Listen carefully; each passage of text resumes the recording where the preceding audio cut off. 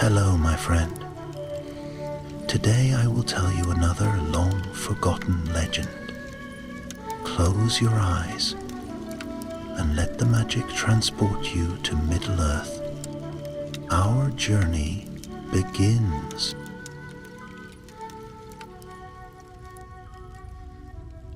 The wind slid down from the high snows of the Misty Mountains, cold and thin as a drawn blade. Gandalf the Grey pulled his cloak tighter about his shoulders, though the chill bothered him less than the whispers carried upon the air. Rumors had followed him for many weeks, rumors of a wandering apparition upon the northern passes. Some called it a ghost in dwarf shape, others a pale wizard with a cracked voice that echoed like stone on stone.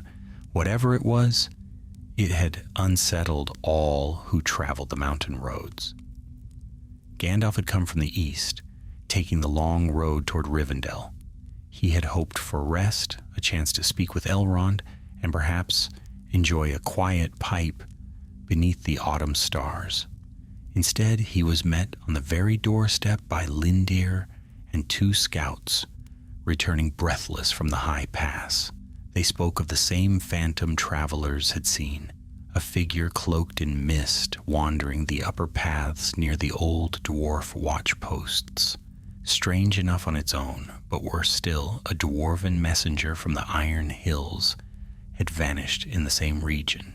His news, Elrond feared, had been meant for Dane Ironfoot himself and concerned movements among the orc tribes. Though Gandalf longed for the comfort of Rivendell's halls, he knew what was required. If mischief stirs in the mountains again, he had said, we can ill afford to ignore it. So he turned from the warmth of the last homely house and set out once more into the gathering dusk. The path eastward wound through tall pines that whispered like ancient sentinels. Gandalf's boots pressed quietly into the moss, and the evening light settled in amber pools among the trees. Yet even in that quiet he felt a tension in the land, the faint tremor of something moving beneath the earth, as if deep tunnels were stirring with unwelcome life. By nightfall he reached an old stone outcrop overlooking the first steep rise of the high pass, a place once used by dwarves to watch for wandering trolls, now abandoned and half buried by creeping roots. He made camp beneath a leaning boulder and lit a small fire, its glow no brighter than a lantern's eye. Smoke curled gently upward, silver in the moonlight. He had only just settled when a faint sound reached him, a scrape, a stagger, the clatter of loose stones disturbed by a heavy step. Gandalf rose at once, staff in hand. The fire hissed as a gust of wind swept through the narrow cleft. For a moment all was still.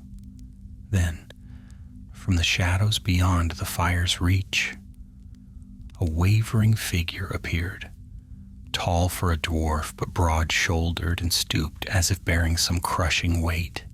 It moved with halting, uneven steps, and its beard, though thick, seemed unkempt and streaked with frost.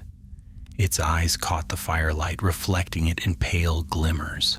"Who goes there?" Gandalf called, keeping his tone steady but firm.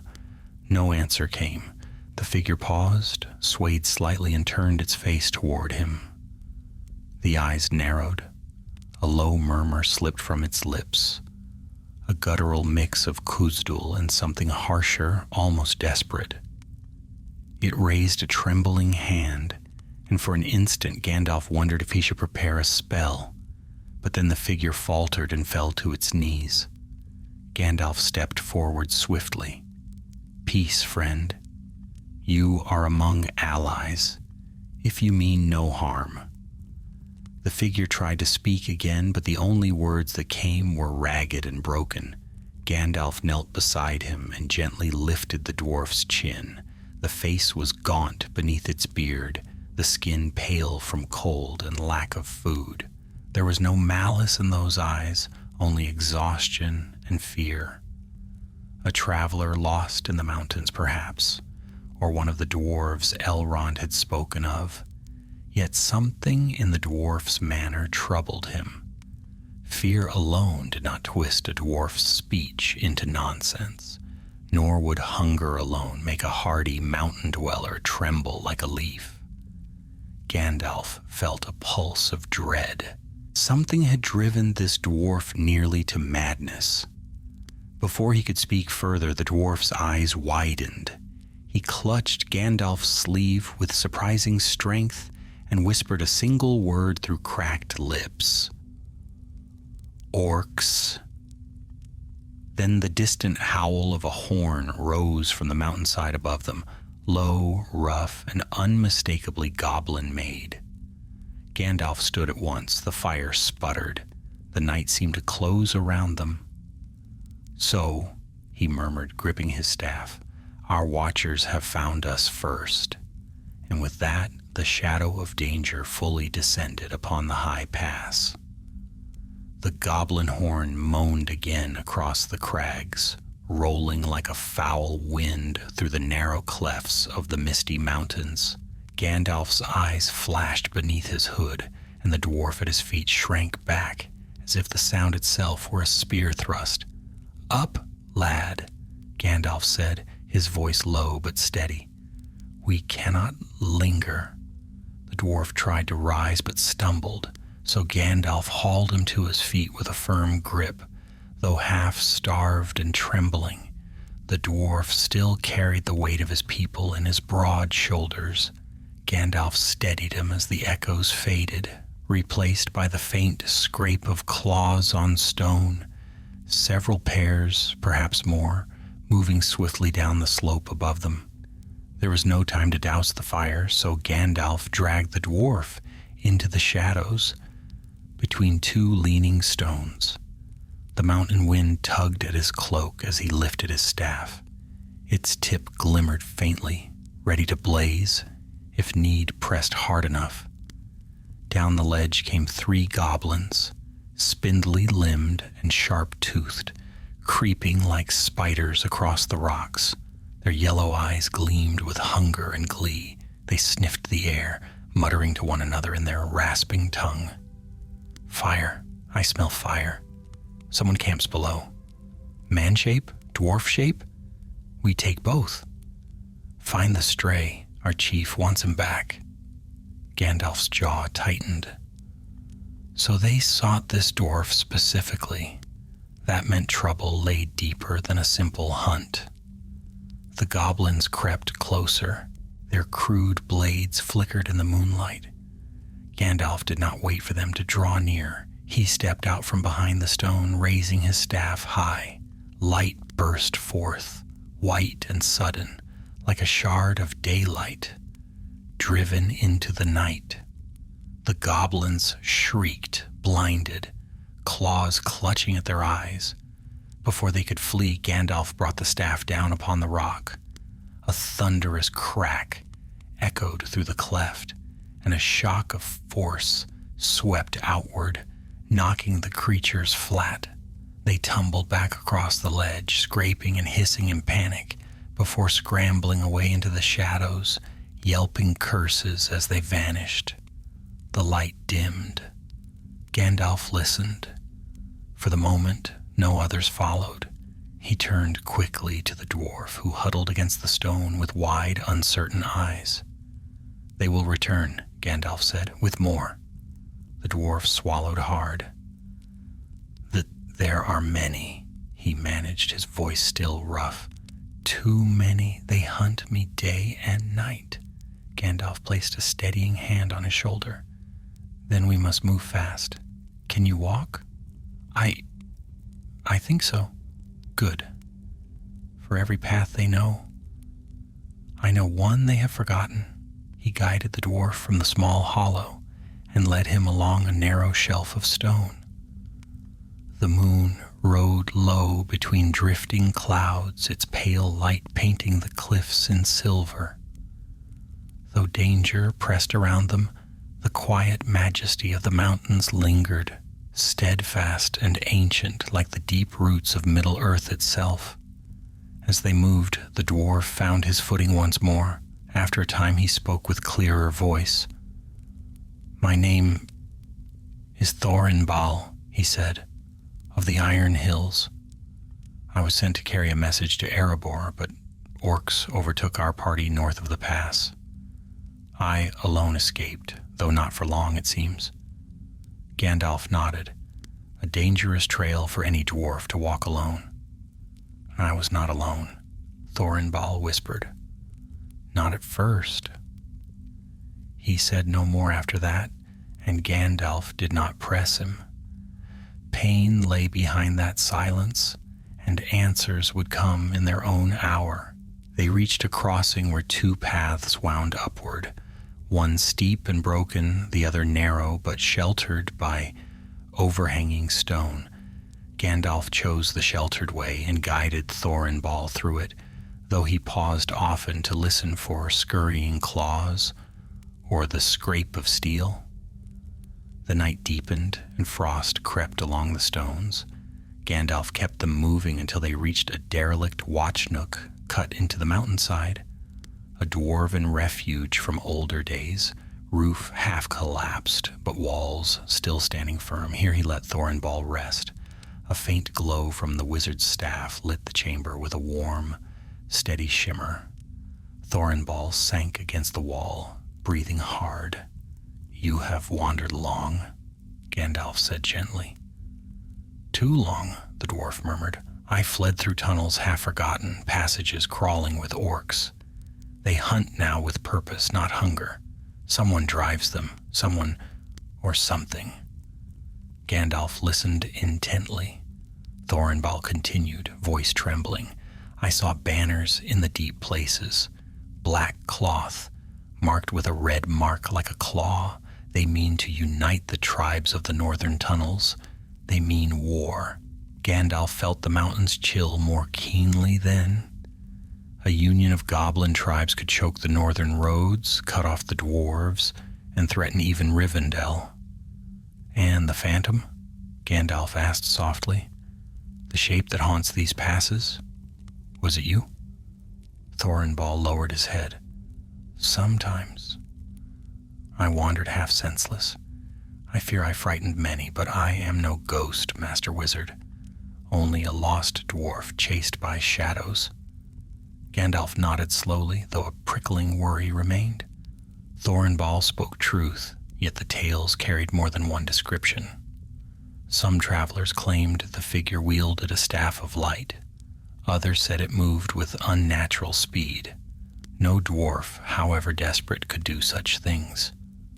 There was another presence upon the mountains. He just did not yet know its name. Before he could ponder further, a new sound drifted into the watch nook. Soft, but unmistakable.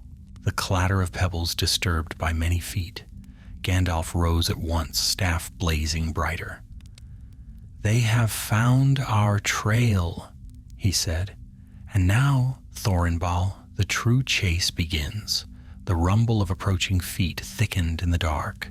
First a distant patter like rain on shale, then the sharper clang of iron striking stone. Gandalf stood tall beneath the low roof, staff raised, its glow casting long shadows across the broken chamber. Thorinbal stiffened, clutching the remnants of his strength as fear crept into his weary eyes. "They come from the upper tunnel," the dwarf whispered. "That way leads toward the old watch stairs. If they reach the high landing above us, they can seal every exit." "Then we shall not wait for their pleasure," Gandalf replied. "Come, there is another path." He guided Thorinbal to the far wall where a narrow cleft split the stone. Once it had been carved by dwarven hands, a secret back way for scouts. Now it was half choked with fallen rock, yet still passable to those willing to crawl. Gandalf stooped first, his cloak brushing against the jagged walls. Thorinbal followed with a grunt. The moment they slipped inside, the main entrance of the chamber erupted with shrill cries. Torches flared red, casting monstrous shapes across the stone. The goblins had arrived. The passage wound downward, a cramped, twisting throat of rock, where only one could move at a time. The air smelled of dust and deep earth. Scuffling echoed behind them as the goblins poured into the chamber they had just abandoned. "Hurry," Gandalf urged. Thorinbal obeyed, though sweat beaded across his brow. His breath rasped in the narrow dark, each step rattling his mail shirt. Gandalf steadied him more than once as the cleft sloped sharply toward a faint glimmer of pale light. At last, the passage spat them out into the open upon a narrow ledge. They stood high on the western face of the mountains. Before them stretched a vast sweep of night sky studded with stars, and below lay a yawning chasm where ancient cliffs had collapsed long ago. Mist wandered through the depth like drifting ghosts. Thorinbal shivered. "We cannot climb down this." "No," Gandalf said, "but there is a trail along the edge, leftward. Keep close." They pressed on, hugging the rock as loose gravel skittered over the drop. Far above, the goblins shrieked in frustration, their torches flickering like sparks in the black. Gandalf felt their hungry eyes scanning the mountainside. Before long, they reached a broader shelf, where the ledge widened into a natural terrace.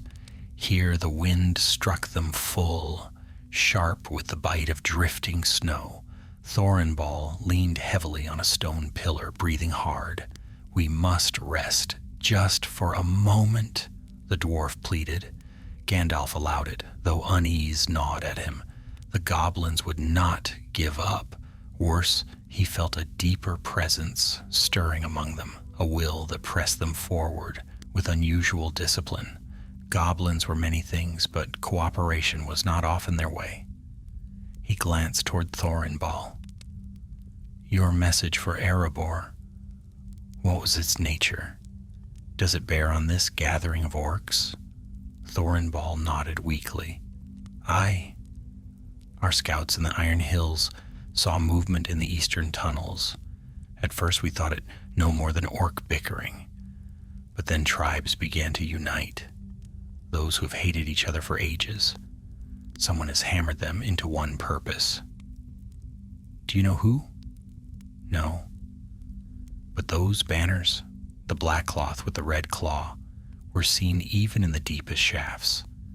They claim a chief who speaks from the shadows, not by voice, but through messengers who never show their faces." He paused, shuddering. "It is said he promises them a kingdom under the mountains, from Gundabad to the Grey Flood." Gandalf frowned. "A bold promise for a creature of darkness." "Too bold," Thorinbal muttered.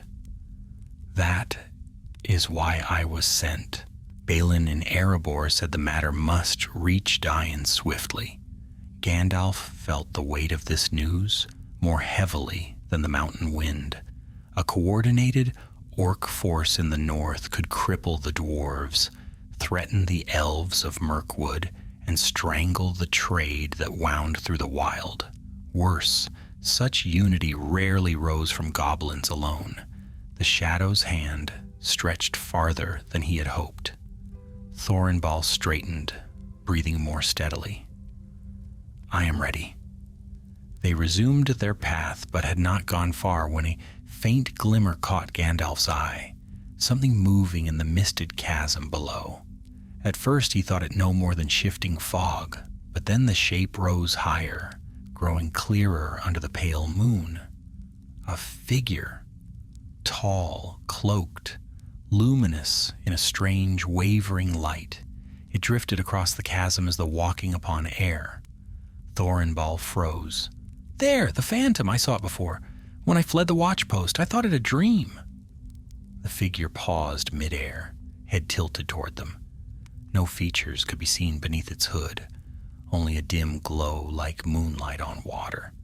Then, with a slow, almost deliberate motion, it extended a hand toward Gandalf. A cold shiver swept through the wizard, though no fear rooted him. Instead, a wary wonder gripped him. For whatever this being was, it carried no trace of orcish craft, nor did it feel like any creature of shadow or Sauron's making. Yet neither was it a child of the free peoples. The phantom lowered its hand. Its body faded, dissolving into drifting strands of pale light that sank back into the chasm until nothing remained but mist. Thornball stepped closer to Gandalf. What is it? I do not know, Gandalf admitted quietly, but I mean to find out. Before they could speak further, a harsh bellow shattered the stillness above. Torches blazed anew atop the cliffs, their red glare spilling downward. The goblins had reached the terrace. "Down the path!" Gandalf commanded, gripping Thornball's arm. "We must not be caught in the open." They hurried along the trail as stones rained behind them, hurled by the advancing goblins. The mountain itself seemed to tremble with their clamor. Gandalf urged Thornball faster, but the dwarf stumbled often, his strength waning. The path swung sharply to the right, plunging into a deep fissure between towering slabs of rock. Gandalf felt a flicker of hope. This crevice led toward the old dwarf mines beneath the western peaks. If they could reach the outer halls, they might find enough shelter to regroup. Yet as they entered the gloom, a new sound rose ahead, a scraping, a dragging, a low, wet hiss. Thornball halted, dread widening his eyes. "There is something in the fissure." Gandalf's hand tightened on his staff. The glow brightened, pushing back the dark. A shape unfurled at the far end of the passage, long-limbed, hunched, its eyes reflecting the staff's radiance in twin orbs of sickly gold. Not a goblin, not any beast Gandalf had seen in these mountains. It stepped forward, claws rasping against stone. Behind them, the goblins poured into the cleft, hemming them in. Gandalf lifted his staff, voice steady despite the snare closing around them. "Well then," he murmured, "it seems the mountains are not done with their surprises." And the creature in the darkness began to crawl toward them. The creature crept forward, its limbs bending in unnatural angles, as though its bones had forgotten their rightful shape. Its skin was pale and stretched tight, gleaming faintly beneath the staff light like wet stone. A heavy mane of tangled black hair hung over its shoulders, and its jaw jutted oddly, as if once broken and never properly set. But its eyes, wide, wet, gleaming gold, burned with a cunning far sharper than any beast's. Thornball staggered back until his shoulders struck the rock wall. "By Durin's beard, what foul thing is that?" Gandalf did not answer. His gaze narrowed as he studied the crawling shape. It moved neither like goblin nor troll nor warg, nor any twisted spawn of the mountains he had encountered in long years. Yet its presence stank of deep caverns and long darkness. More unsettling still, the goblins behind them had fallen silent. They did not jeer or howl or taunt. They only watched, as though content to let the creature advance, as though it served their unseen master, or worse, herded prey toward it. Gandalf stepped before Thornball, staff raised high. "Hold, creature of the deep," he said, voice echoing off the walls. "You will not pass." The creature hissed, but it did not halt. Shreds of torn cloth hung from its shoulders, rags of something once dwarf-made. Upon its right wrist glinted a broken clasp of silver, hammered in a style unmistakably dwarven. Thornball's breath hitched. "Gandalf, that bracelet. I know it. It belonged to Grorik, one of our messengers. He fell in the tunnels, but how? The creature lunged. Gandalf struck the stone floor with his staff. Light erupted, bursting outward in a wave that momentarily halted the attacker. It reeled back with a howl that scraped the fissure like jagged iron. But the blast also stirred the goblins. Their shrieks rose anew as several scrambled into the crevice, brandishing curved blades. No path backward, no path forward. Gandalf grabbed Thorinball's arm. "Stay behind me." The creature hurled itself forward again, faster this time. Gandalf swung his staff in an arc, striking the creature square in the chest. A thunderous crack echoed, and the beast crashed against the wall, but instead of slumping, it scrambled back upright with terrifying speed. "Not easily felled," Gandalf muttered. The goblins closed in from behind, jabbering viciously. One leaped at Thorinball, but the dwarf, though weak, still possessed the strength of his people. He seized a loose stone from the ground and smashed it against the goblin's skull. The creature dropped, twitching. "Still breath in me yet," Thorinball growled through clenched teeth. But triumph faded quickly, for the pale creature surged at Gandalf once more. Its claws raked down the wizard's sleeve, tearing cloth through missing flesh. Gandalf thrust his hand forward, and a flash of white fire leapt from his palm. The creature shrieked, clutching its face, and stumbled back. That was the moment Gandalf needed. He seized the dwarf and pressed him against the right-hand wall. "Here, feel the stone. Do you sense the seam? Dwarves carved a hidden escape passage in this fissure. Find the latch." Thorinball pressed his broad hands along the cold wall, fingers searching desperately.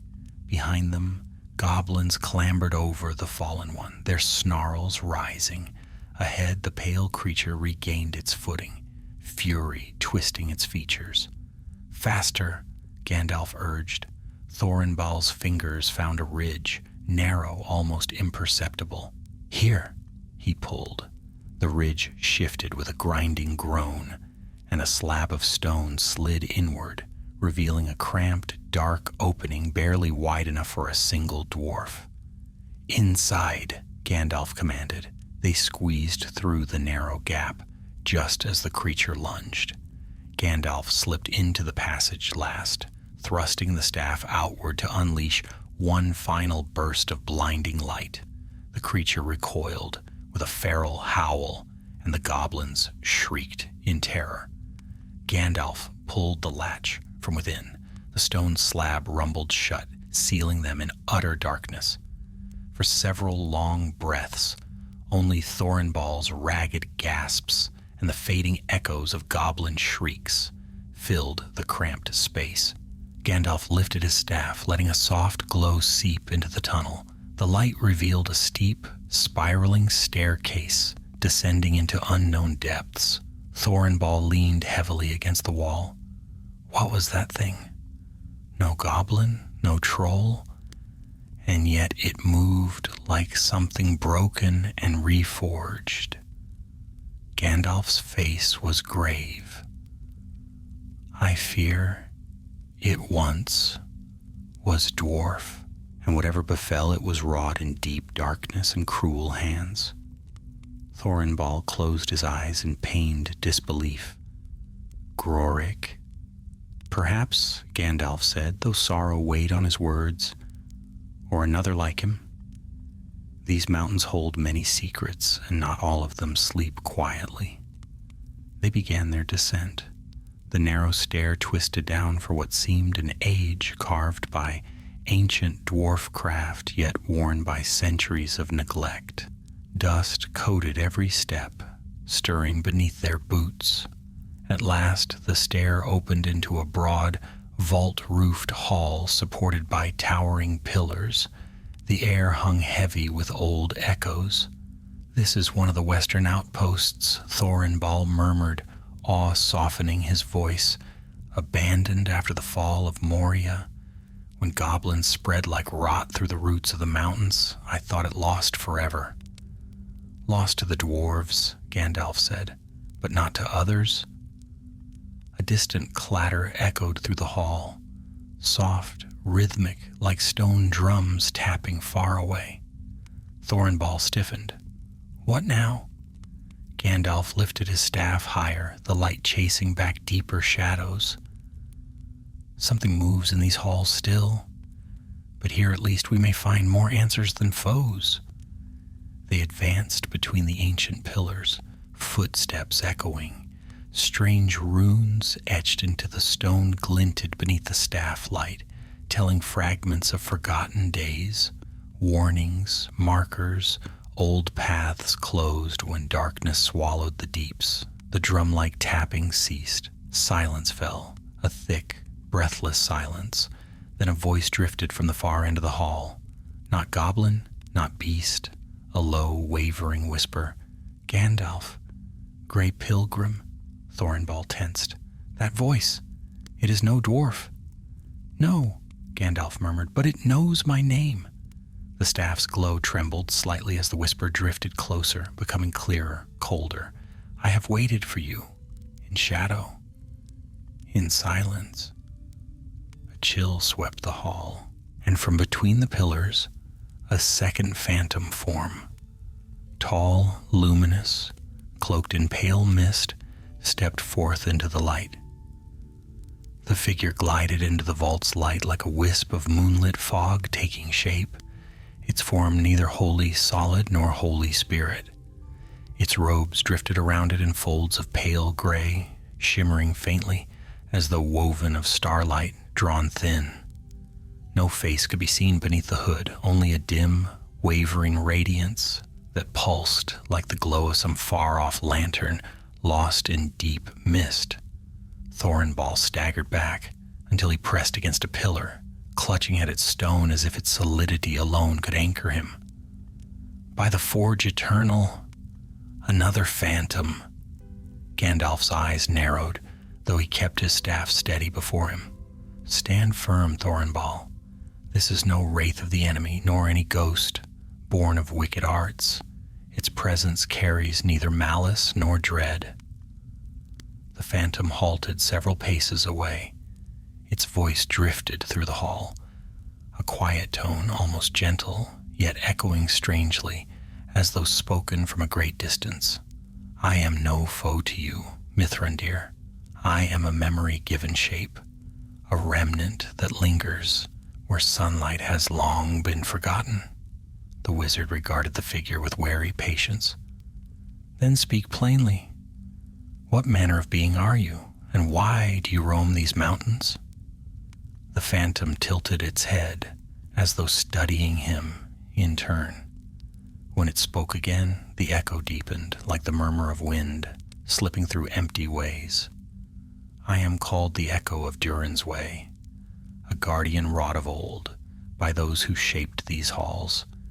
I am a watcher bound to stone and silence, awakening only when peril stirs in the deeps. For long years I slept, but now the mountains tremble with new purpose. Its words carried weight, an ancient cadence older than goblins, older than the scattered bands of dwarves who once held the western tunnels. Thornball's fear softened into cautious reverence. A guardian? Forged by dwarves? He breathed. I have heard tales of such things, half legend, half dream, spirits summoned by runes of deep craft to keep vigil over hidden roads. The phantom gave no answer, but the faint shimmer along its robes rippled like a nod.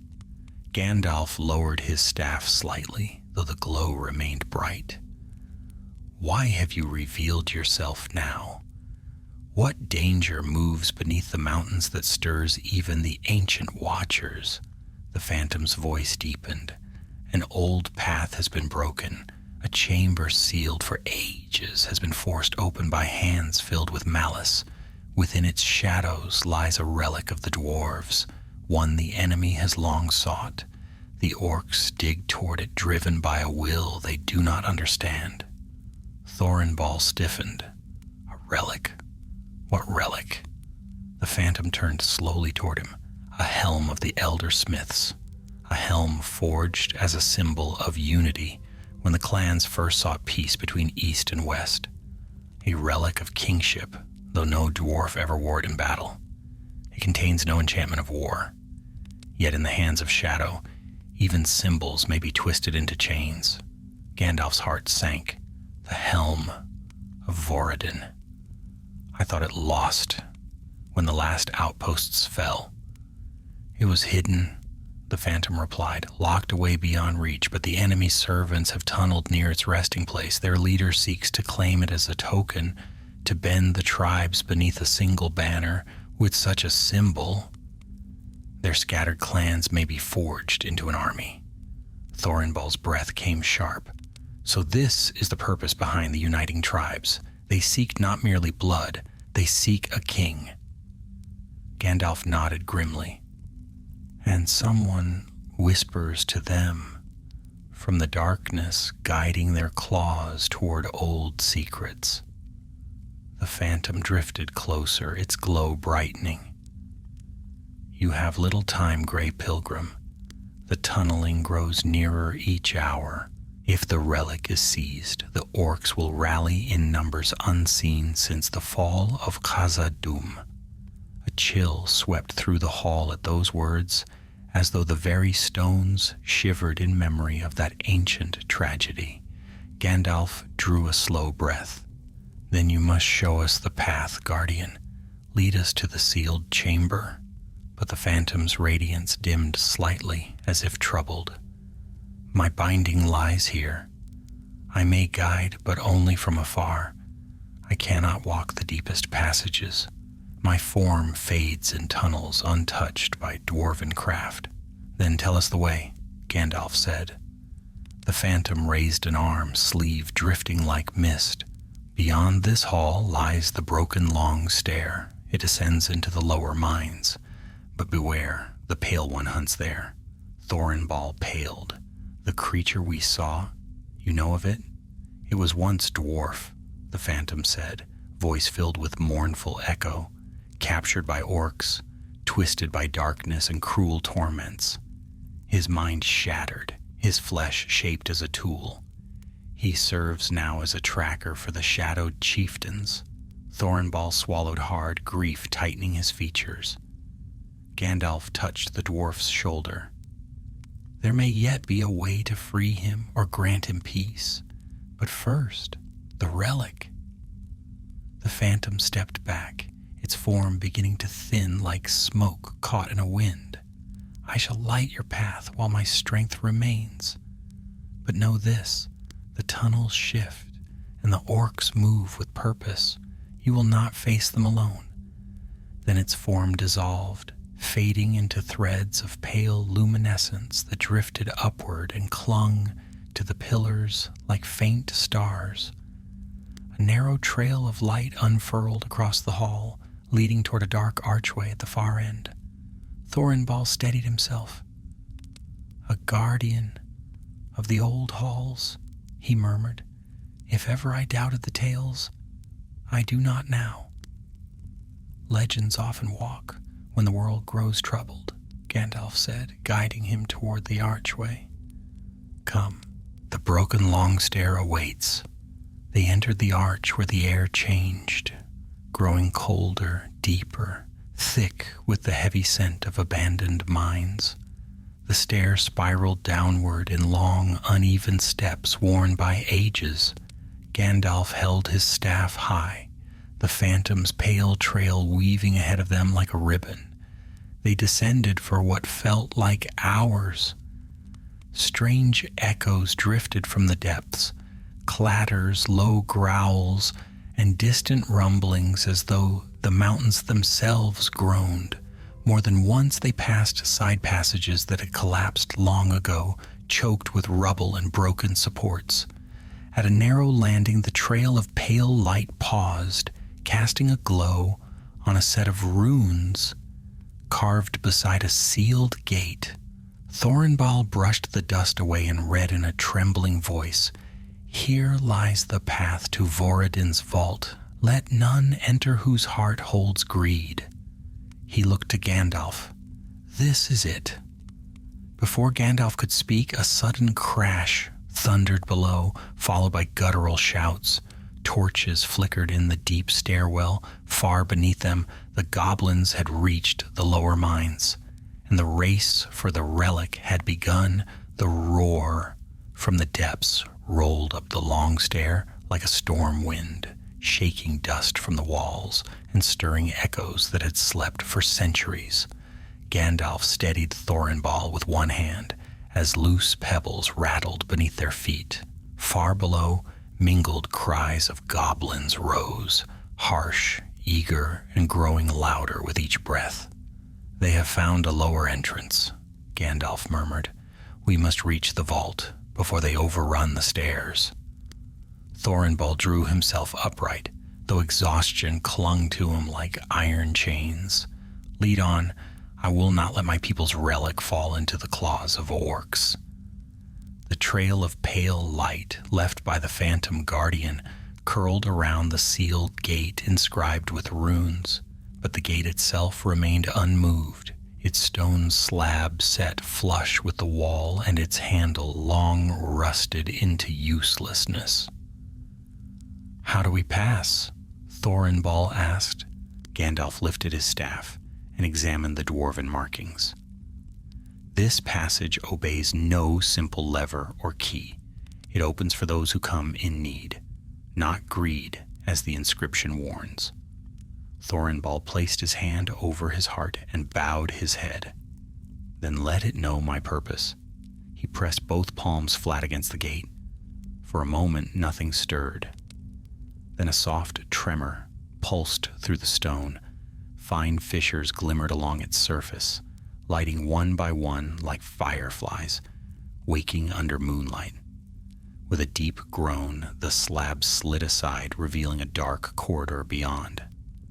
"Well done," Gandalf said, ushering him through. "Your people's craft does not disappoint." The gate rumbled shut behind them, sealing off the stair and muting the distant goblin shouts. The air inside the corridor was still and cold, with a faint smell of old oil and ancient ore. Their footsteps echoed softly as they walked, and the phantom's shimmering trail danced ahead of them. "This hall seems untouched," Thornball whispered. "Even the goblins never breached it." "Dwarves hid their treasures well," Gandalf replied. "Those who built these vaults feared what lay beyond their doors, even in the elder years." After a time, the corridor opened into a broad antechamber, carved with soaring arches and flanked by tall statues, dwarven kings and queens whose stern faces watched over the path with unyielding stone eyes. Braziers long cold lined the walls, though each still bore the mark of skilled hands. At the far end stood a door of blackened steel, its surface engraved with runes so finely crafted that they glittered under Gandalf's staff light like stars frozen in metal. Thornball breathed deeply. The vault of Voradin. I never dreamed I would stand before it. As they approached, Gandalf felt a shift in the air, like a breath drawn by unseen watchers. The runes stirred faintly, awakening beneath their gaze. He raised his staff and touched the tip gently against the door. "Open for the sake of the free peoples," he said, his voice firm yet solemn. "Open for the sake of peace." Soft light pulsed from within the runes. The metal shivered, then folded inward like the petals of a strange iron blossom. Beyond lay a chamber, carved in perfect symmetry, lit by faint crystals embedded along the ceiling. They glowed with ancient enchantment, their radiance gentle but steady. At the center of the chamber stood a pedestal carved from white stone. Upon it rested a helm, broad, crested with silver wings, swept back like the feathers of a great eagle. Runes traced its brow and cheek guards, shimmering faintly as though touched by living moonlight. "The helm of Voradin," Thornball whispered, tears brightening his eyes, "forged as a pledge of unity between the clans, the last gift of the ancient smiths." Gandalf stepped closer, studying the helm with grave attention. There is no power of war in it, no weaponry of enchantment, yet its meaning is mighty. In the wrong hands, symbols may sway hearts as surely as blades. Before Thornball could approach the pedestal, a sudden weight pressed upon the air, an oppressive chill that seeped through stone and bone alike. Gandalf spun, staff raised. From the archway behind them emerged the pale creature, the twisted, broken dwarf thing they had escaped earlier. How it had entered the sealed halls was unclear, but its body trembled with furious energy, its limbs coiling in unnatural readiness. Thornball stumbled back. "No, not here. This is hallowed ground." The creature hissed, its golden eyes fixed upon the helm. With startling speed, it sprang forward. Gandalf met it head on. His staff struck the floor with the force of a thunderclap, sending a ring of white flame bursting outward. The creature was hurled back, skidding across the stone, but it rose again with a guttural snarl, more frenzied than before. "Gandalf," Thornball cried, "do not harm it if it is one of ours." "I mean to free it if I can," Gandalf replied, "but it leaves us little choice." The creature lunged again, this time not at Gandalf, but at the helm. Its mangled fingers reached toward the pedestal with desperate hunger. Gandalf swept his staff upward. A lance of light shot forth, striking the creature square in the chest. It screamed, a sound so full of torment that even Thornball flinched and collapsed in a heap of tangled limbs. For a moment, the hall fell silent. Thornball approached carefully. "Is it dead?" Gandalf knelt beside the creature, touching 2 fingers gently to its brow. The skin was fever hot, trembling beneath his touch. "No, though I fear it is near its end." He leaned closer, speaking softly. "Hear me, child of the mountains. What was done to you may yet be eased." The creature shuddered. Its cracked lips parted. A faint, broken sound escaped, half groan, half whisper. "Deep, dark, door, open." Thornball swallowed tightly. "He speaks!" Gandalf's eyes darkened. The orcs have broken another seal, a deeper one. The creature's golden eyes shifted weakly toward Thornball. Something like recognition flickered within them. Painful, distant, but real. "Brother," it rasped, "tell Dain." Tears welled in Thornball's eyes. "We shall tell him. You have my word." The creature's body relaxed, breath slowing as though some deep agony had finally eased. Gandalf bowed his head briefly in respect, then stood. "We cannot linger," he said. "The goblins will soon find their way to these halls.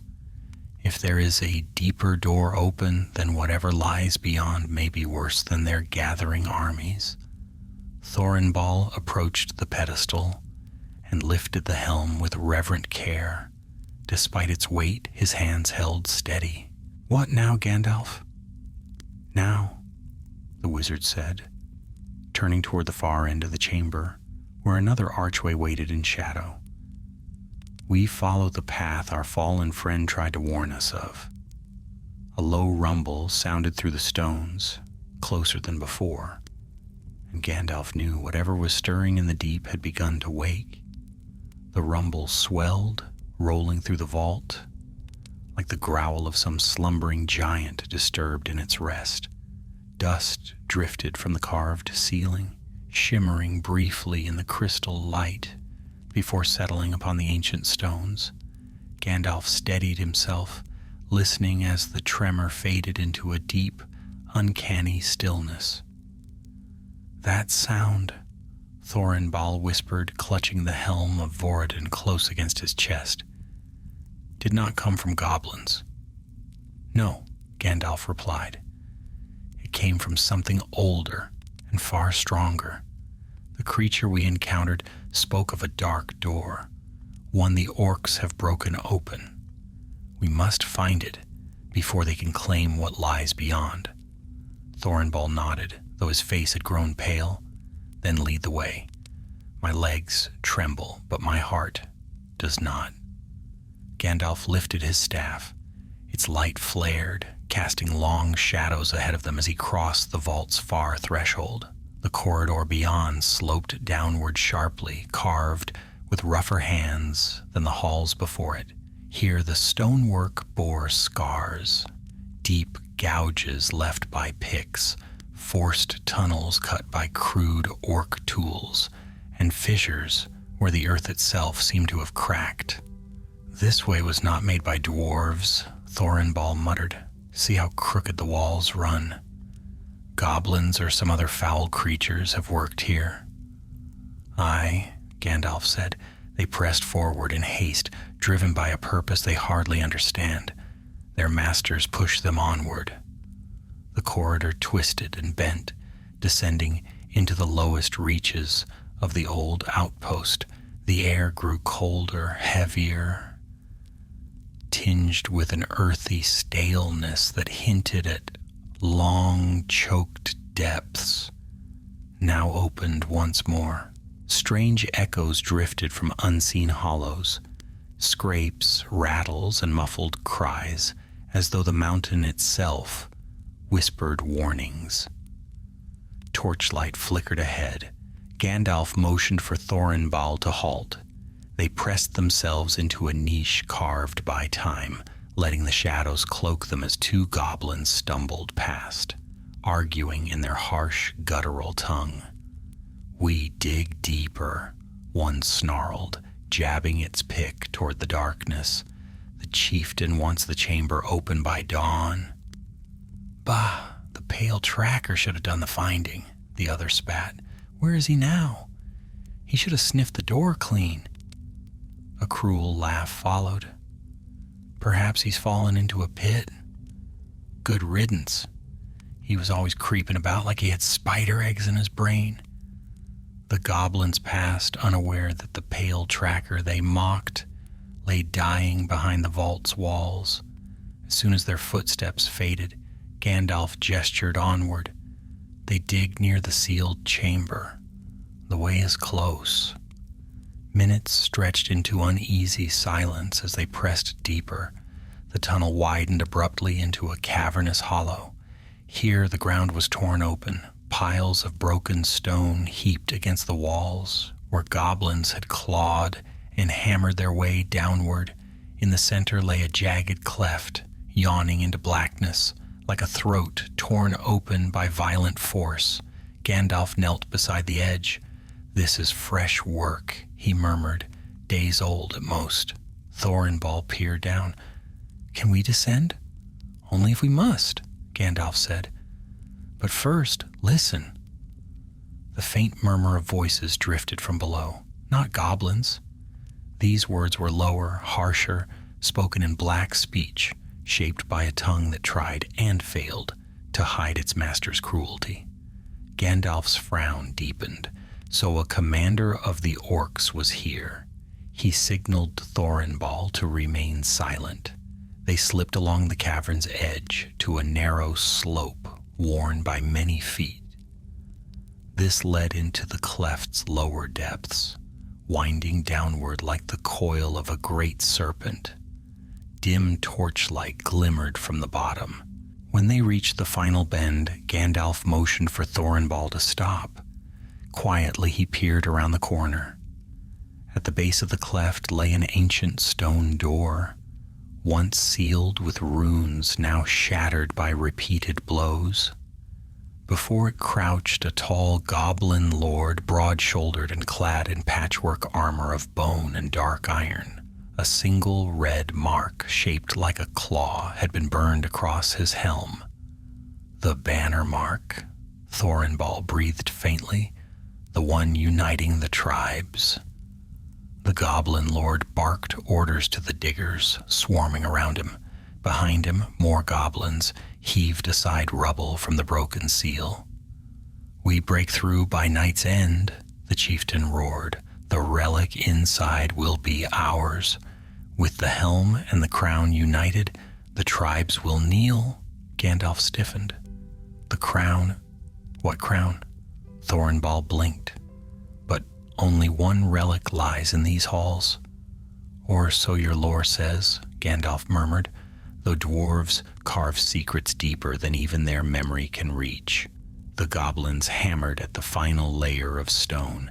A deep crack slithered across the door. The chieftain commanded, "Strike again." Hammerfalls shook the chamber. A section of stone split, revealing a gap wide enough for a single small creature to squeeze through. A goblin peered inside, blinked, and hissed, "Dark, very dark. Something glimmers." The chieftain shoved him aside. "I will enter first." Gandalf turned to Thorinbal. "We must stop him before he seizes whatever lies within." Thorinbal nodded fiercely. "Say no more." But before they could act, a sudden tremor rippled beneath their feet. The crack widened. Dust rained, and from within the breached chamber, a cold draft surged outward, so cold it seemed to freeze the torchlight in place. The goblins shrieked in alarm. The chieftain backed away. What is that?" A sound rose from the black beyond the door. A low, distant hum. Not a voice, not a beast. Something like a vast, metallic resonance, as though the mountains themselves had drawn breath.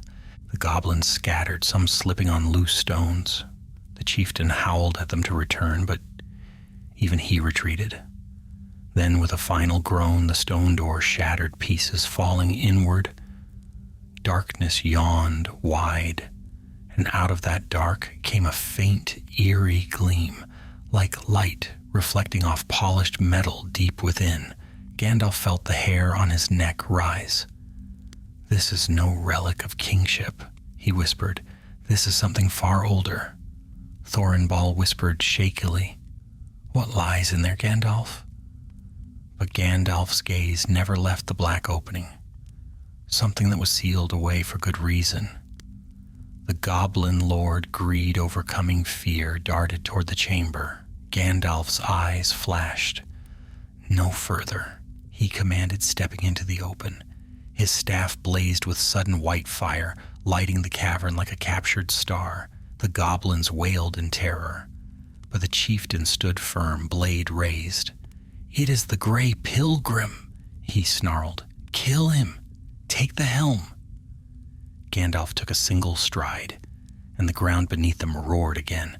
From the broken chamber came a sound like iron grinding upon stone. Then, footsteps, slow, heavy, ancient. Gandalf's face tightened with grim understanding.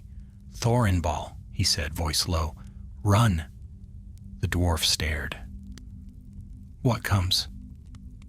Gandalf did not answer, for the answer was already stepping into the torchlight. From the shattered doorway emerged a shape, wrought of stone and metal, tall as two dwarves standing one atop the other, broad as a fortress gate, and etched with runes that throbbed in dull red light. Dust drifted from its plated shoulders, as though it had lain in slumber for ages beyond count. Its face was a mask of smooth stone, carved into hard, implacable lines, and upon its brow gleamed a single rune, the mark of the first forge, the eldest craft of the dwarven fathers. Thorinbal's breath caught in his throat. A stone warden. By Durin's soul, a stone warden from the elder days. Gandalf's grip tightened on his staff, a guardian built when the clans feared the nameless shadows that roamed the foundations of the world. I had hoped such things were but memory. The stone warden moved with ponderous weight, each step grinding stone beneath its feet. Its arms ended in great block-like hands, each finger carved like a chisel. It surveyed the cavern, the goblins, the broken seal, as though waking into some dreadful revelation. The goblin chieftain was frozen in amazement for a heartbeat. Then greed twisted his face. "A guardian," he snarled. "A prize greater than any relic. Bring it down, you worms. It will serve us or it will break." His minions obeyed with terrified eagerness. A dozen goblins hurled themselves at the stone warden, brandishing jagged picks and rusted blades. They might as well have struck at a mountainside. The first blow clanged harmlessly against the guardian's chest. Sparks flew. Another blade snapped on impact. A third goblin's pick bent like soft tin against its arm. The stone warden turned toward them at last. Its eyes, two deep sockets carved beneath an unyielding brow, lit with crimson fire. Then it moved, not swiftly, yet with overwhelming force. Its massive hand swept across the cavern in a single crushing arc, flinging goblins aside like scattered pebbles. Screams echoed as their bodies struck the walls or vanished down the fissures. The chieftain stumbled back, awe shattering his bravado. Gandalf seized Thorinball's arm. "We cannot remain here. But the helm, keep it close and follow." Yet before they could flee, the stone warden halted and turned its blazing gaze upon them. Thorinball froze. "It has seen us." "Stand still," Gandalf murmured. "Stone wardens do not strike the unmarked unless provoked. They were forged to know dwarf from foe." The guardian lowered its head. The fire in its eyes dimmed. Recognition, or at least uncertainty, flickering in its ancient heart. Slowly it raised one enormous hand. Not in threat, but in solemn inquiry. Thorinball straightened, awe overcoming fear. He lifted the helm of Voradin, holding it high. "I am Thorinball, son of Tharim, of the Iron Hills. I bear the helm of our fathers. We come not to desecrate these halls, but to protect them." The stone warden's runes flickered. A faint chime sounded, like distant anvils striking in harmony. For a moment all seemed still. Then the chieftain screamed. He leapt from behind a fallen stone, swinging a jagged, barbed spear. Its point plunged into the guardian's knee joint, where metal plates met carved stone. A roar, deeper than thunder, burst from the stone warden's chest. Its eyes flared blood red. The runes across its entire body blazed with fiery brilliance. Thorinball cried out, "You fool!" Gandalf's voice rang across the cavern. "Thorinball, back!" The guardian struck downward with catastrophic force. The chieftain dodged by a hair's breadth as the blow shattered the stone floor, sending fragments exploding outward. Goblins scattered in blind panic, some falling into the chasm that ran along the cavern's edge. But the chieftain had seized what he needed. As he retreated, he held in his claws a heavy, dark metal circlet, rusted, cracked at one side, yet unmistakably wrought with dwarven craft. "A crown," Thorinball gasped. "I knew nothing of this relic." Gandalf's voice hardened. "It was hidden deeper than even your lore recalls, likely abandoned, forgotten, until now." The goblin lord raised the broken crown high with wicked triumph. "The helm and the crown, with these the tribes will bow, the mountains will burn." His voice rang with manic hunger as he scrambled up the nearest lift shaft carved by his own diggers. His followers, terrified but obedient, swarmed after him. The stone warden lunged to follow, but suddenly faltered, its limbs grinding.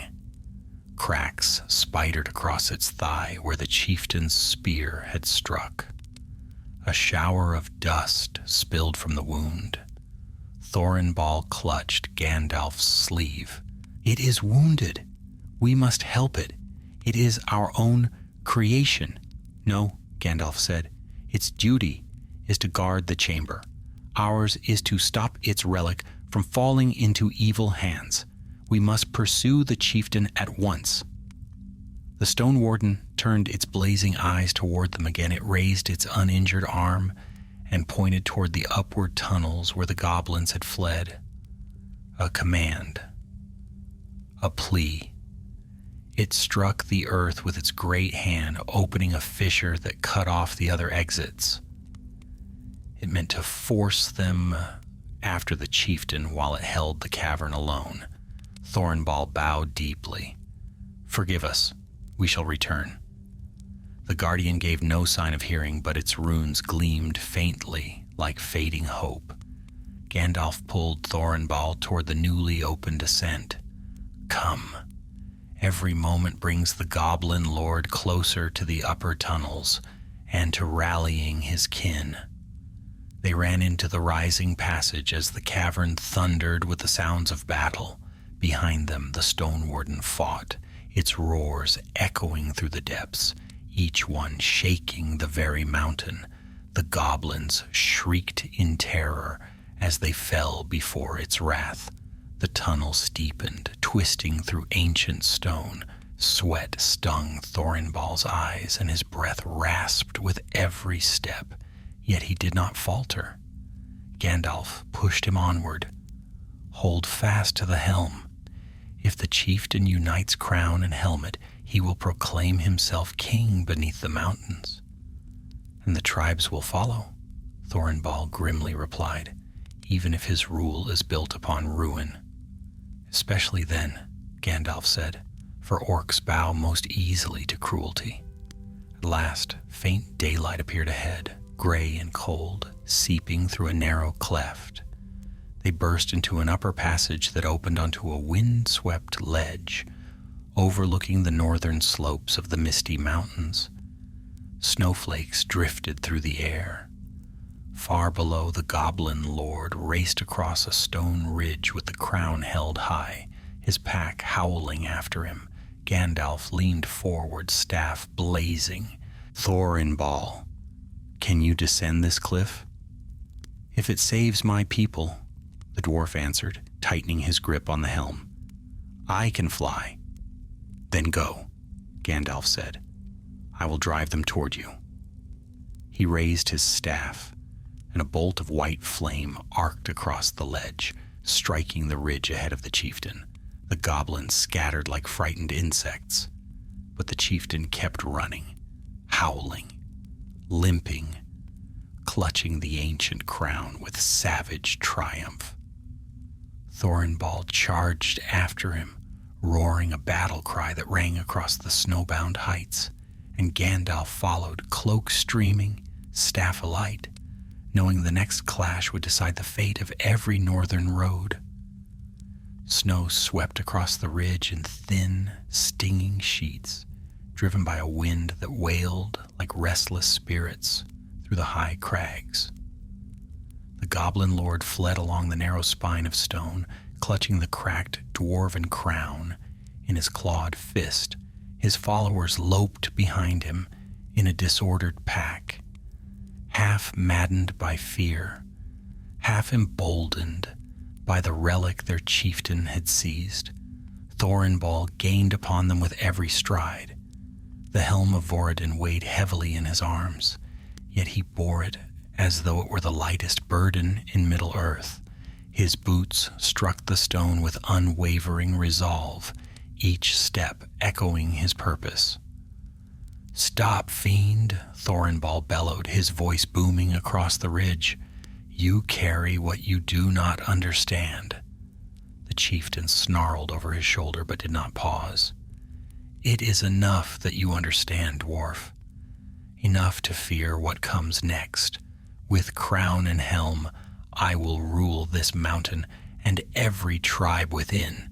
Gandalf emerged from the cleft behind them, cloak swirling in the wind.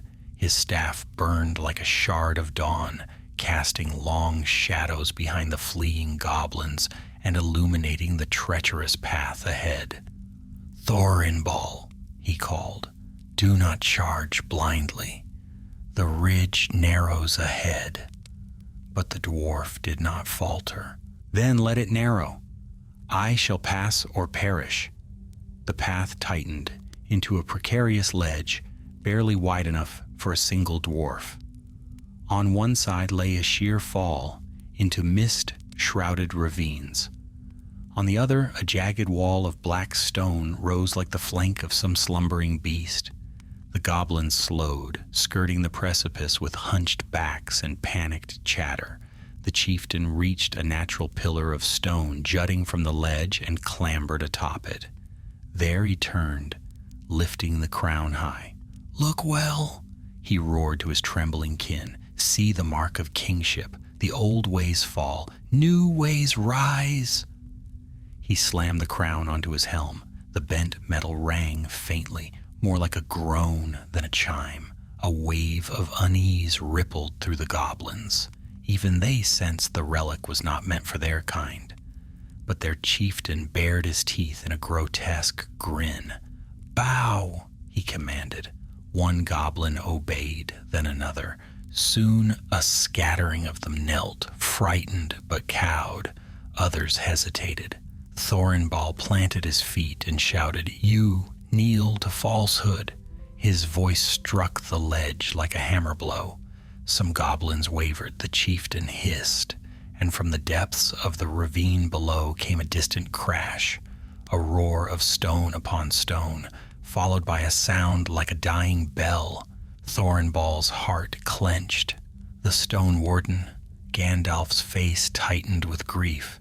Its strength was not endless, but its sacrifice bought us time. The chieftain, emboldened by the guardian's fall, raised his jagged spear. "Now none stand between us and dominion." He leapt from the pillar, charging at Thorinbal with frightening speed for his crooked size. The dwarf braced himself just as the chieftain's weight slammed into him. They crashed against the ledge, skidding dangerously close to the precipice. Thorinbal grunted, the helm nearly torn from his grip. "You will not have it."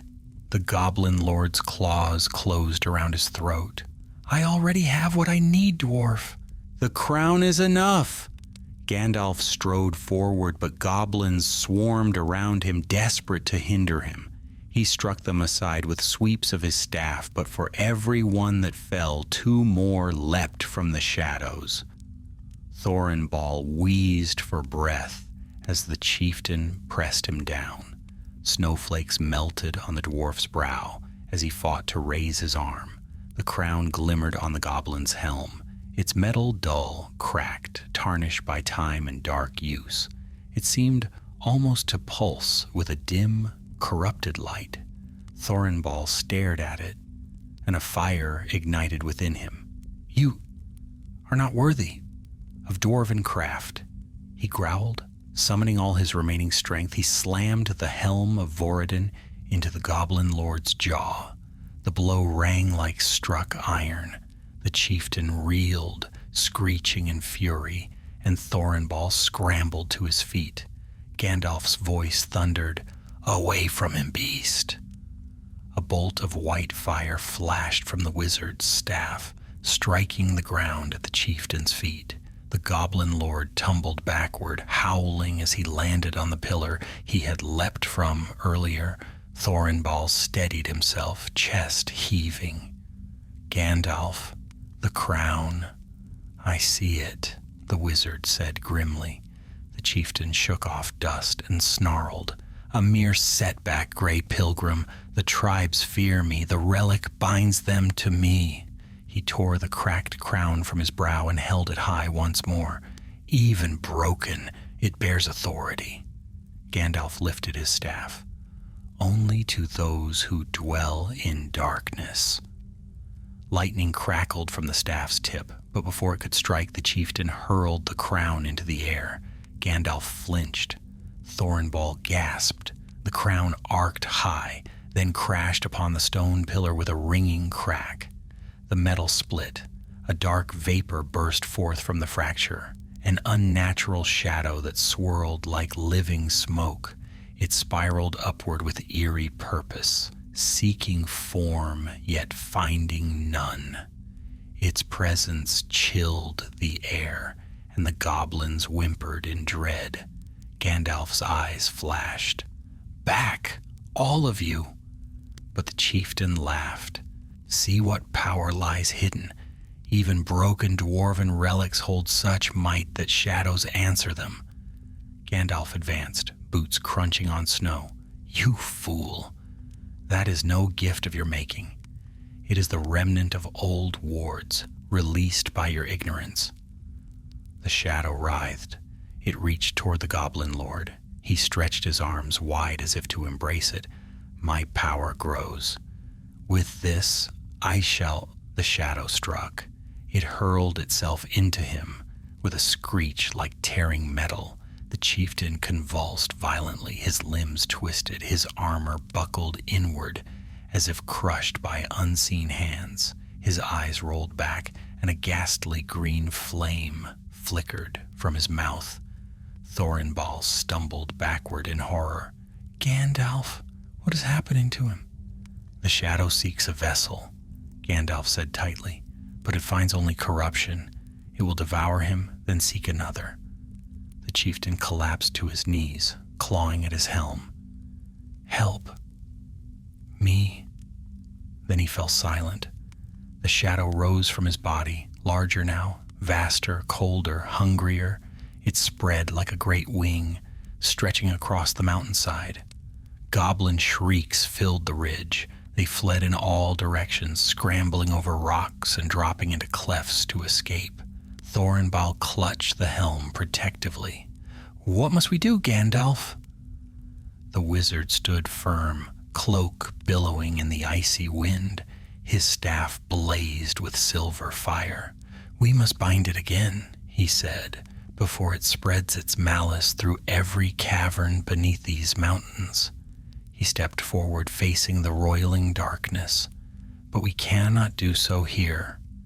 He pointed toward a narrow peak rising ahead, sharp as a spear of stone. "Drive it to the summit. There the wind carries the breath of the high places. The mountains themselves will aid us." Thorinbal gripped the helm and nodded, resolve hardening in his eyes.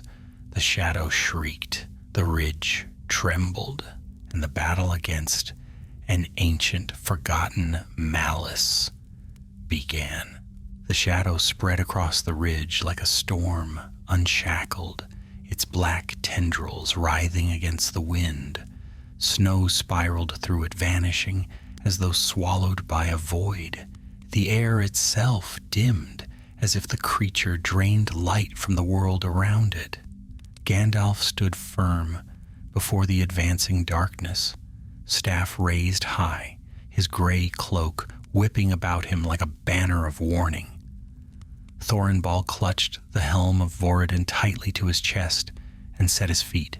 The chill that seeped from the shadow stabbed through his bones, making him grit his teeth against its unnatural cold. "Gandalf, it comes," he cried.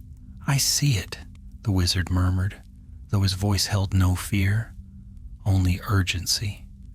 "Stand ready, Thorinbal. The ancient wards that once bound this presence may yet be rekindled, but only in a place where the mountain winds remain pure." He lifted his staff. A blaze of white fire leapt forth, striking the creeping shadow. The creature recoiled with a shriek, high and grating like metal scraping on metal, but the light did not disperse it. Instead, the darkness recoiled and gathered itself into a vast shape that towered like a twisted banner over the ridge. Thorinbal braced himself. "Then to the summit we must go. But how do we drive such a thing?" "The same way that fire drives smoke," Gandalf answered, thrusting his staff forward, "with light and with will." A shock wave of radiance burst from the staff's tip. The The shadow shuddered as though struck by a hammer and flinched back along the ridge. Thorinbal seized the moment. "Move! It reels!" Together they advanced, Gandalf's staff blazing like a guiding star, while the shadow retreated up the narrow stone path. Snow swirled in furious eddies around them.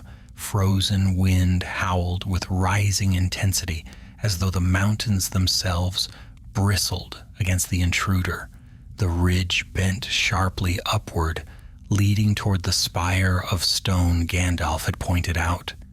The ascent was steep and uneven, carved by frost and time into jagged steps. As they climbed, the shadow surged again, sweeping downward like a collapsing wave. Gandalf struck the ground with his staff.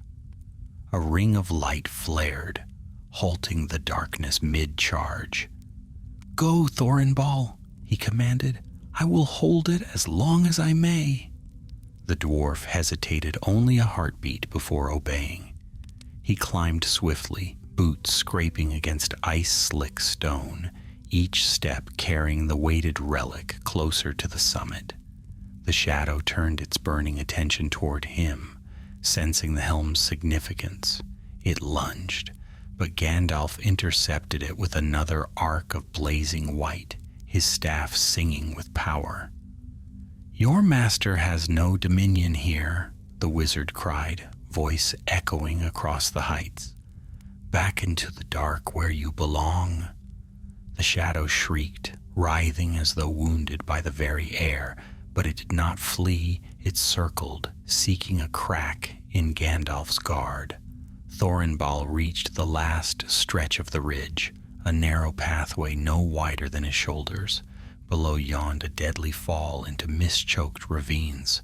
Above loomed the final pinnacle, a jagged spike of stone that pierced the low clouds. He turned back. "Gandalf, hurry!" The wizard began his ascent, staff blazing. The shadow surged after him with feral hunger. Gandalf swung the staff, sending streaks of silver fire that carved glowing scars through the darkness. Yet the creature closed in relentless waves, pressing him step by step up the path. Thorinbal reached the summit plateau, a cramped shelf of stone where ancient runes lay half buried beneath frost. Wind shrieked past the tiny height, fierce and pure. "This is the place," Gandalf called as he reached him. His breath came hard, but his eyes burned with fierce purpose. "Stand at the center, raise the helm high." Thorinbal obeyed. He stepped atop the runed stone and lifted the helm of Voradin above his head. The silver wings of the helm glimmered faintly as the mountain wind surged around them. The shadow poured over the ridge like a rising tide. It gathered into a towering silhouette, its amorphous form twisting into what vaguely resembled a crown of writhing tendrils. Its hollow eyes burned with pale green fire. A voice, not spoken but felt, echoed through the air. "Mine, give it, mine." Thorinbal roared back. "It belongs to the dwarves, and to none other." Gandalf slammed his staff upon the stone. Light erupted, clear, white, and fierce, racing across the etched runes. The summit flared with ancient brilliance as the carvings awakened from their long sleep. The shadow reeled, shrieking as the wind intensified, sweeping at it from all sides. A great gale surged from the highest peaks, as if the mountain itself had drawn breath and now exhaled in fury. But the creature resisted. It hurled itself against the gale, its tendrils lashing the air. The light began to flicker beneath its onslaught. Gandalf gritted his teeth, leaning into the storm. "Thorinbal, call upon your ancestors. Speak their names." The dwarf raised his voice in a deep, thunderous chant, the words of ancient Khuzdul vibrating through the stone beneath their feet. One by one he named the great forefathers of the dwarven clans, Durin the deathless Thror Gror Thrain. The runes blazed brighter with each name.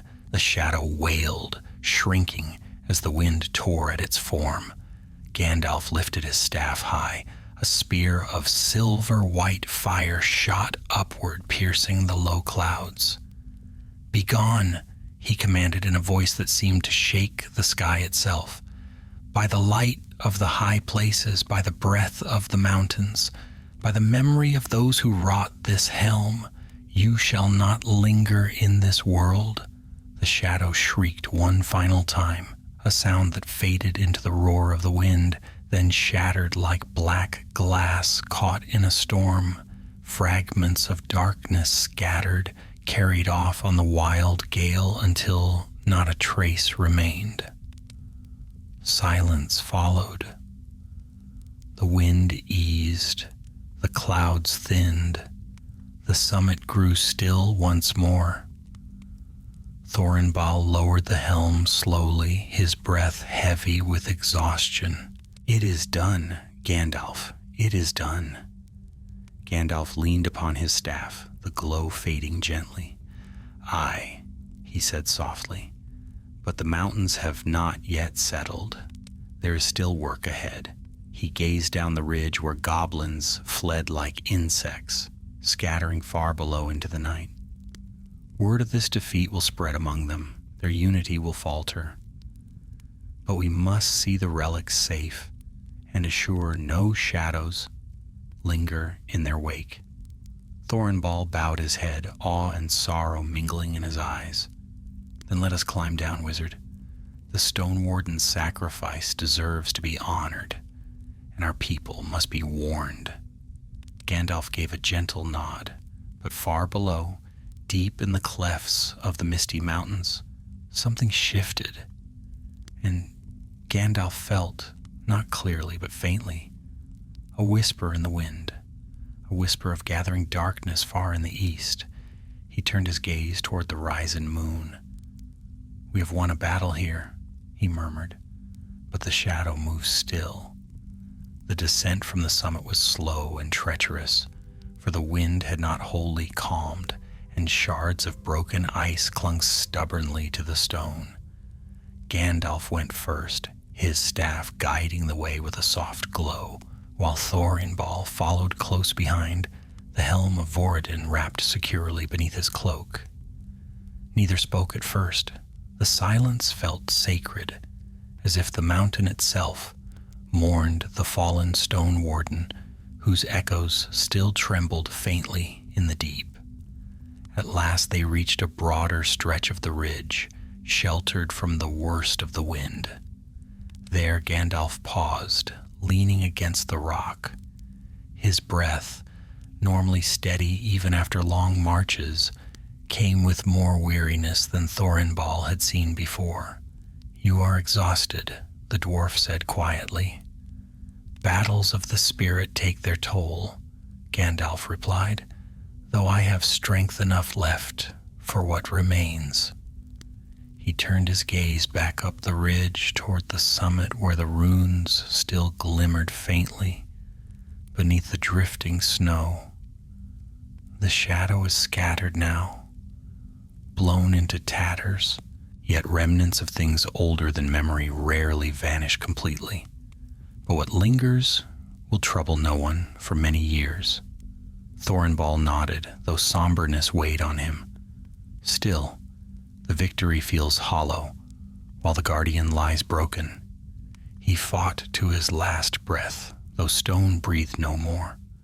Gandalf laid a gentle hand on the dwarf's shoulder. His purpose was fulfilled, and in his final moments he saw you carry the helm to safety. Be certain he found honor in that. The words offered comfort, though sorrow still pressed against Thorinbal's heart like a stone. He whispered a brief prayer in the tongue of his fathers, letting the wind carry it down the slopes. When they continued on, the ridge widened into a plateau overlooking the northern valleys. Far below, torches flickered, goblins scattering in disarray across the snow. Their cries echoed faintly, but none dared return toward the summit. Whatever power they had hoped to claim lay broken with their chieftain, and fear now drove them deeper into the mountain's shadowed mazes. Gandalf watched them, thoughtful. Without their leader, they will quarrel. The fractured tribes will fall upon each other again. Their unity was only ever borrowed from darker purpose. Yet that purpose remains, Thornball said grimly. A whisper from the east, you said. Gandalf nodded. A shadow moves, not swiftly, not brightly, but with steady malice. And though these goblins had but a taste of its influence, it is enough to trouble me.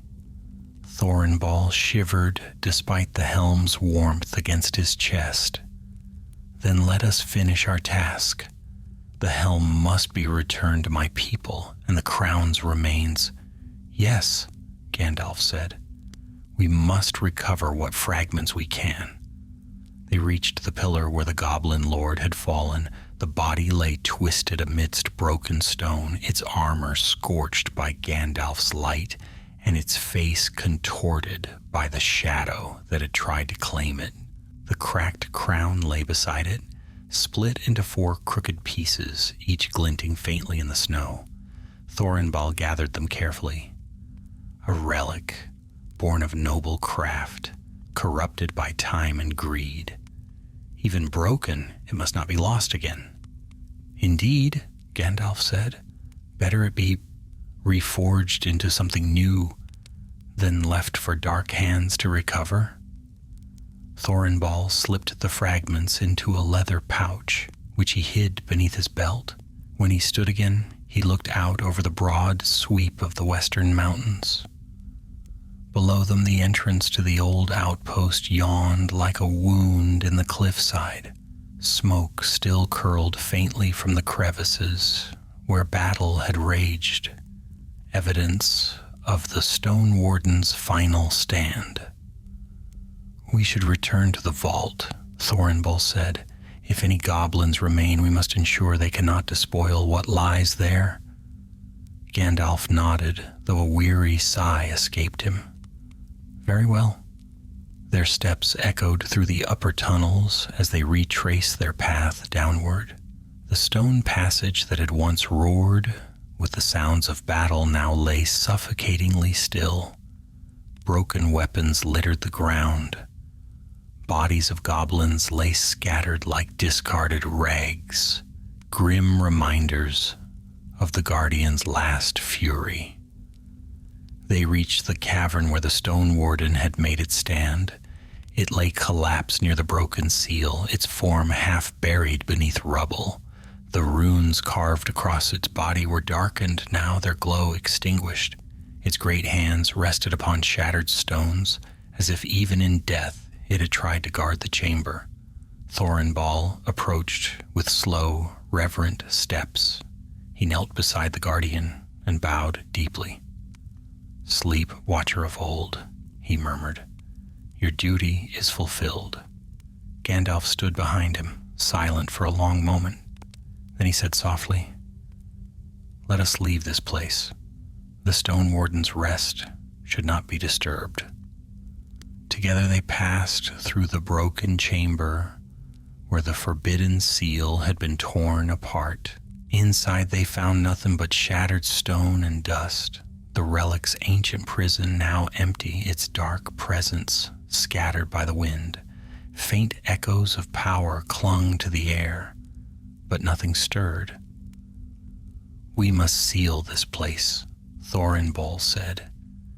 "Even empty, such chambers are not meant for open wandering." Gandalf nodded. With a firm strike of his staff, he summoned a wave of white light that rippled through the broken doorway. Stones shifted, grinding together as if reluctant to obey. Yet slowly the fissure closed, sealing the chamber once more beneath a layer of rock too thick for goblin picks. "It will hold," Gandalf said, "long enough for dwarven masons to renew the ancient wards." Thorinbal exhaled a breath he had not realized he was holding. Then let us leave this accursed place. They climbed upward through the winding tunnels until at last the passage opened onto the high slopes. The pale gleam of dawn stretched across the eastern sky, casting long beams of gold and rose over the mountains. Snow sparkled like hoarded treasure. The night's shadows retreated into deep valleys and crevices. Thorinbal raised the helm slightly, letting the dawn light touch its silver wings. "A good omen," he said softly. "This helm saw darkness long enough. Now it greets the sun once more." Gandalf smiled. "Let that be a sign of hope. The North shall breathe easier once it is returned to the Iron Hills." "And you will come with me?" Thorinbal asked. "For part of the journey," Gandalf replied. "But my path must bend south soon. Whispers reach my ears of dark tidings stirring across Middle-earth." Thorinbal nodded solemnly. "Then let us walk together, as far as our roads align." They began the long descendant path through the mountain snow, two figures small against the vastness of the misty mountains. The wind eased. Daybreak spread its warmth over the cold stone, and deep within the world, far from the high ridges and brightening skies, something stirred, listening, waiting, gathering strength. Gandalf felt it like a distant tremor beneath his feet. "A storm is coming," he murmured. Thorinbal did not hear, but soon enough all of Middle-earth would know. The journey down the western slopes of the Misty Mountains began beneath a pale dawn, but as Gandalf and Thorinbal descended farther, the light brightened into a crisp morning sky. Frost still clung to the rocks, glittering like scattered gems in the snow, though deep in places had been hardened by cold winds, making the descent steady if careful. Thorinbal walked with renewed strength. Though exhaustion lingered in his limbs, a fire burned within him now, a purpose rekindled, as bright as the sun gleaming on the helm of Voradin beneath his cloak. Gandalf watched him from the corner of his eye. "Your spirit returns," he said gently. "Aye," Thorinbal replied. "Danger still surrounds us, but hope walks with me. My people must hear all that has happened. They must stand ready should the goblins attempt unity again." Gandalf nodded, though shadows touched his gaze. "The threat will not vanish entirely. The tribes have lost their chieftain, but others may rise. And behind some of those foul leaders, darker wills whisper still." Thorinbal frowned. "You speak as though this was but a spark of a greater fire." "It is," the wizard said quietly. "A long shadow stretches from the east. I cannot yet see its full reach, but I feel its pull on the threads of the world." The dwarf studied him, troubled. "Will you tell me more?" "When the time is right," Gandalf answered. "For now, let us keep our minds to the task at hand. The helm must reach the Iron Hills, and the crown's fragments must be watched with great care." They continued down into the lower foothills, where the snow gave way to craggy stone and hardy pines. The wind eased, replaced by the quiet murmur of mountain streams freed from their icy fetters. Birdsong echoed faintly through the trees, an encouraging sign that the goblins had fled these slopes entirely. After a time, the faint path widened into a small clearing where smooth stone had been worn down by ancient travelers. Here Gandalf paused and raised a hand. "We rest briefly," he said, "for soon our paths will divide." Thorinbal set the helm beside him with reverence. "I had hoped you would journey with me farther than this, and I would gladly do so," Gandalf replied, lowering himself onto a flat stone. "But matters elsewhere call for haste. I have tarried long enough in these northern heights. There are friends in the south who await my counsel." Thornball nodded slowly. "Then you will go to Rivendell?" "For a short while. Elrond must hear what transpired here. His knowledge of ancient wards may help your people better bind the relics' resting places." Thornball rubbed the fragments of the crown through the pouch. "This broken crown, it troubles me, Gandalf. Forged by my ancestors, yet forgotten entirely. What purpose did it once serve?" "A symbol," Gandalf said. "One meant to unify clans fractured in ancient quarrels, but the dwarves of old chose another path, and so this crown was sealed away, lest it become a tool for ambitious hands." The dwarf's brows knit. "How many such relics lie hidden in forgotten halls?" "More than even your people remember," Gandalf replied with a faint smile. "Dwarves bury their secrets deeply." Thornball considered this, then sighed, perhaps too deeply. Silence settled between them as they watched the clouds drift across the sky. After a time, Gandalf stood. "Our rest must end. The day grows late." They continued westward until the path split into two, one road climbing toward a forested ridge, the other descending into the green vale beyond, where small streams glittered like silver threads. Gandalf halted. "Here, this is where we part ways." Thornball's jaw tightened, but he nodded once. "If fate is kind, we shall share a fire again, Grey Pilgrim." Gandalf smiled, laying a hand on the dwarf's shoulder. "Fate often bends for those who walk with courage, and you have shown much." Thornball rapped the helm once more and bowed deeply. "May the mountain winds follow your steps, and may the halls of your fathers welcome you with gladness." Gandalf replied. The dwarf turned to take the downward road toward the distant plains that would eventually lead him to the river running and then to the Iron Hills. Gandalf watched until Thornball's sturdy form disappeared behind the pines. Only then did he turn eastward. The wizard moved with swift purpose, his cloak billowing lightly behind him. Though he walked alone, the mountains around him seemed to grow more vigilant, as if listening to his footsteps. For Gandalf's path was not yet done. As he climbed into the forested ridge, he paused at a high vantage where the land unfurled beneath him. The wide wilds stretched endlessly, mist-filled valleys, dark forests, rolling plains that glimmered faintly with morning frost. And farther still beyond sight, but not beyond sense, lay a darkness that stirred the air like distant thunder. Gandalf leaned on his staff. "Too many shadows gather in this age," he murmured. "Far too many." He resumed his march. The trees whispered around him as he passed, pine needles rustling in tones both wary and welcoming. Birds darted overhead. In the underbrush, small creatures stirred, but fled quickly when they sensed the wizard's presence. Eventually he reached a narrow gorge where the rocks twisted into strange shapes carved by ancient floods. As he stepped within its shadow, the wind hushed completely.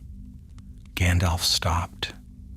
A figure stood waiting at the far end of the gorge, motionless, half-veiled by drifting mist, tall, slender, and cloaked in gray. Gandalf lifted his staff slightly. "I wondered how long you would follow." The figure stepped forward. Not an enemy, not a phantom, an elf, gray-clad, hood lowered, eyes bright as starlight. A messenger. "Gandalf," the elf said with a bow. "Lord Elrond has sent word back along your expected roads. He bade me find you." "And what tidings does he send?" Gandalf asked. The elf's expression darkened. A rider from the south arrived in Rivendell before dawn. He brought troubling news, signs of orc musters in lands far from their usual haunts, strange banners, movements that bear no common purpose. Gandalf exhaled slowly. So the restlessness spreads. There is more, the elf said quietly. The messenger brought whispers, only whispers from beyond the river, rumors of a darkness rekindling in the far east. Gandalf's hand tightened around his staff. The elf continued. Elrond bids you return with haste. He believes the time for council draws near. Gandalf nodded. Then let us make for Rivendell at once. They began their swift march through the winding gorge. Snowflakes drifted softly overhead, catching in the wizard's hair. And so, Gandalf murmured to himself, another shadow rises. The mountains keep no secrets for long. He pressed onward, cloak flowing like a banner behind him. The wind rose once more across the high slopes, as if carrying a warning from the deep places of the world.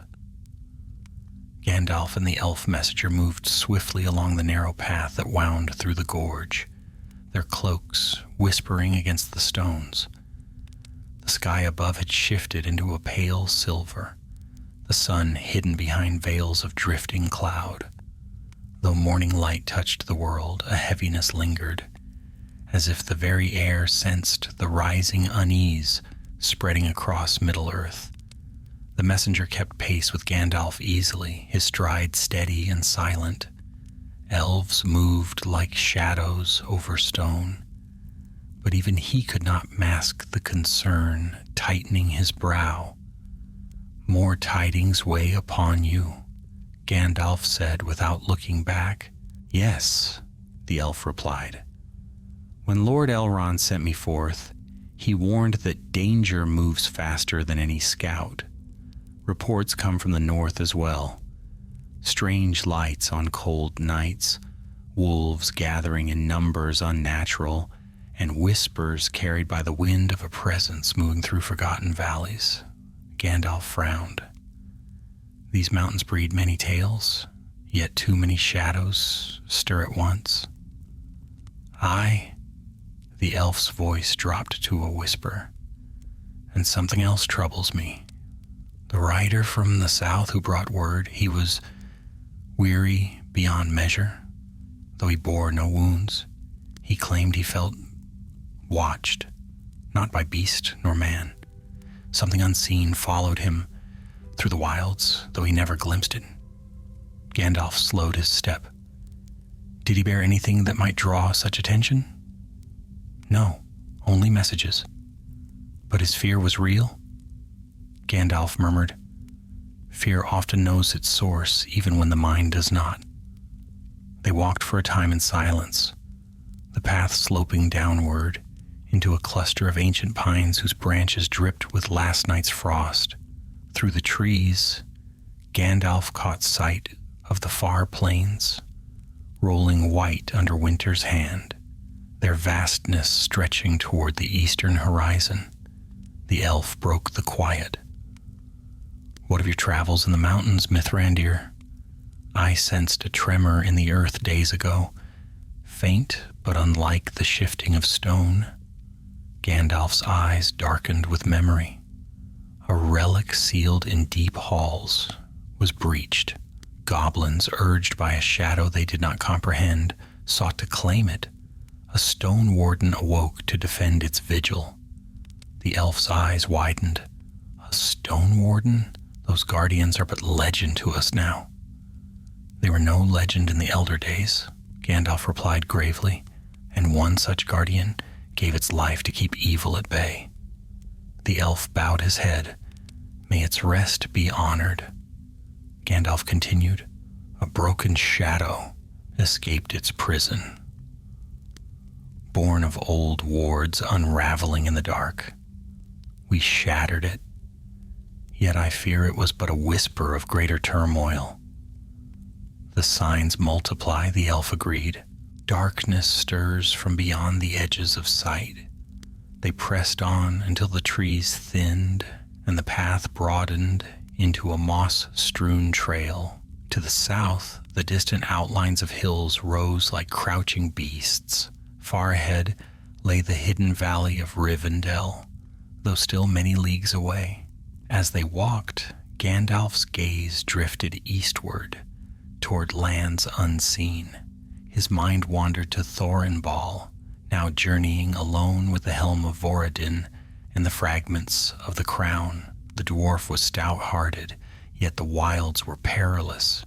Gandalf offered a silent prayer that the mountain winds would guide him safely to his kin. The messenger spoke again.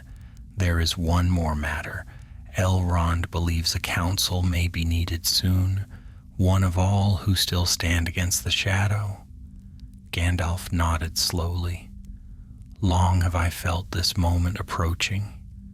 He lifted his staff, tapping it lightly against the path as though sounding the heartbeat of the world. "These mountains, these valleys, they whisper warnings. Even the smallest tremors tell a story. And I fear that Sauron's designs grow bolder. Not yet open war, but the weaving of a net meant to ensnare us all." The elf's voice remained calm, though a troubled glimmer shone in his eyes. "Then the free peoples must gather their strength." "Aye," Gandalf said, "and soon."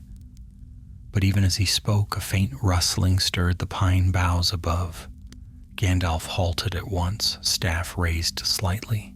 The elf drew his hood back, keen eyes scanning the shadows. From the treetops came a soft patter, snow slipping from a heavy branch, then another.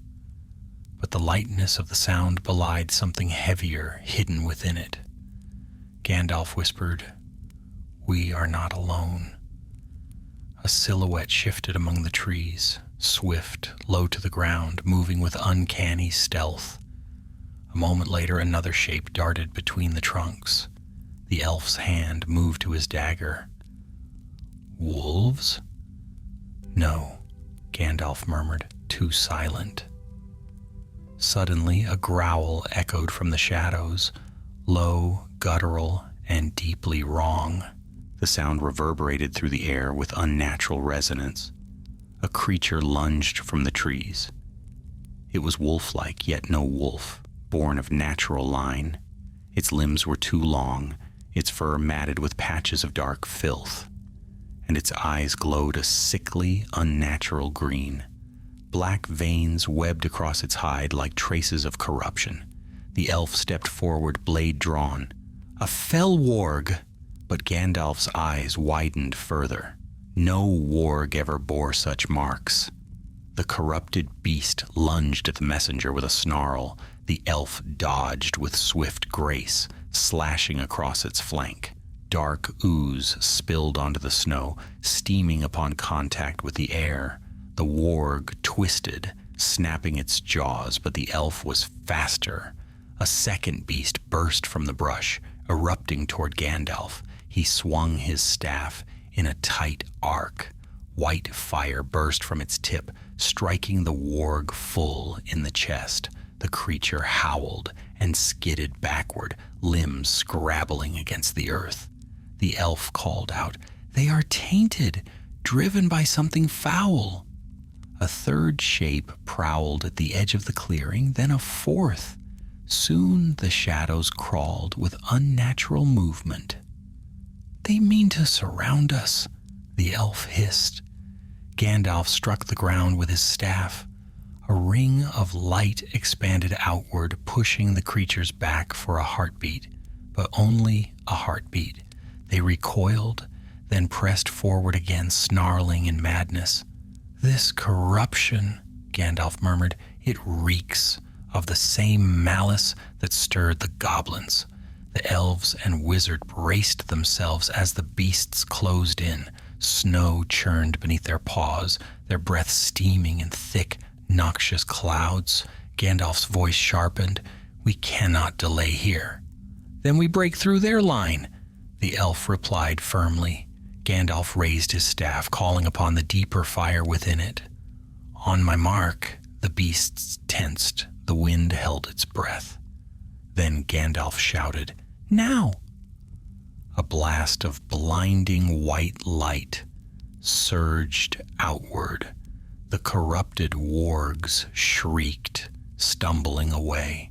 The elf darted forward, swift as a streak of silver, cutting between the beasts as Gandalf followed, his staff blazing. They slipped through the gap and raced along the path. Behind them, the enraged creatures gave chase, their howls twisted by eldritch echoes. The forest thinned, and ahead, Gandalf saw the glimmer of open plains. "Once we reach the fields, they will not dare follow," he called. But even as he spoke, the ground trembled faintly. More beasts stirred in the shadows behind. The elf glanced back, alarm in his voice. "The corruption spreads farther than we feared." Gandalf gripped his staff tightly. "We must reach Rivendell with haste," he said, "before the shadow, growing in this world, gains strength beyond our reckoning." So they ran, pursued by creatures not born of natural darkness, but of a deeper, older malice, now waking once more. Gandalf and the elf messenger broke from the last line of pines and plunged into the wide, frost-covered fields that stretched toward the hidden valley of Rivendell. Snow crunched beneath their boots as their breath steamed in the frigid air. Behind them, the corrupted wargs burst from the trees with snarls that tore through the quiet morning like jagged blades.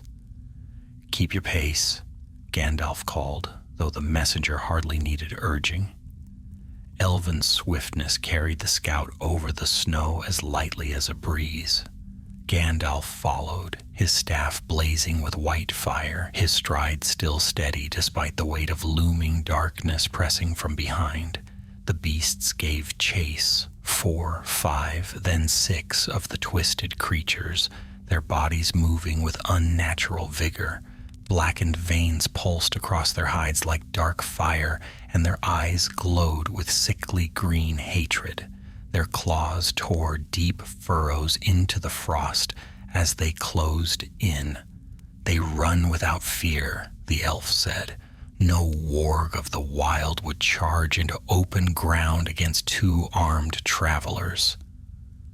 "They are driven," Gandalf answered grimly, urged by a will that cares nothing for their survival. As they raced toward a slope leading into a narrow gorge, one of the beasts leapt at Gandalf's back. The wizard whirled, sweeping his staff in a wide arc. A blast of radiance struck the creature mid-air. It fell to the ground with a shriek, limbs twisted, smoke rising from its scorched hide. Another warg swung toward the elf. The messenger ducked beneath its jaws and struck upward, blade gleaming. His dagger found its mark beneath the beast's ribs. The warg spun away, stumbling, dark ichor staining the snow. Yet still the others pressed on. "We cannot outrun them forever," the elf said sharply. "No," Gandalf agreed, "but we can choose where to stand." He pointed toward a narrow rise where 2 great boulders leaned together, forming a natural funnel. "There. They cannot surround us in that gap." The messenger nodded and darted ahead. Gandalf followed, staff blazing brighter. They reached the funnel moments before the beasts surged forward. The first warg lunged straight at Gandalf. The wizard slammed his staff down, sending a shock of radiant fire pulsing through the ground. The creature's leap faltered. Its limbs buckled as light seared through its corrupted flesh. It collapsed in a convulsion of smoke and shadow. 2 more wargs sprang at the elf. Steel flashed. The messenger danced between them, swift as starlight, his dagger striking with measured precision. Though he fought valiantly, the corrupted beasts were relentless. Their snarls grew more vicious. their movements more frantic, as though some maddened force urged them on. Gandalf thrust his staff forward, shouting words in a tongue older than men or elves. A column of white flame erupted between him and the oncoming wargs. The beasts howled and skittered back, the unnatural light burning their diseased hides. Yet even as they retreated, they did not flee entirely. They paced at the funnel's edge, snarling, circling, waiting for another opportunity to strike. The elf caught his breath. They should be cowed by such light. "Aye," Gandalf said, "which means the corruption in them runs deep." A chill hung in the air, one deeper than winter's bite. Gandalf felt a tremor not in the earth, but in the weave of the world itself. A taint that had touched the goblins now twisted the beasts, a spreading evil probing for new footholds. The wargs gathered again for a final assault. Gandalf raised his staff high. "Stand close," he told the elf. "This next strike will break them." The messenger stepped beside him, blade poised. The pack lunged as one. Gandalf slammed his staff upon the stone. A blinding wave of white fire expanded outward, rushing like a sudden storm wind. The air crackled with power. The wargs shrieked, their forms twisting as if torn apart by light itself. Each beast dissolved into smoke and ash, blown away by the raging wind. When the radiance faded, nothing remained of the creatures but blackened scars upon the snow. Silence returned. Gandalf lowered his staff, leaning on it slightly. The elf sheathed his dagger and exhaled. "That was no ordinary curse," the messenger said.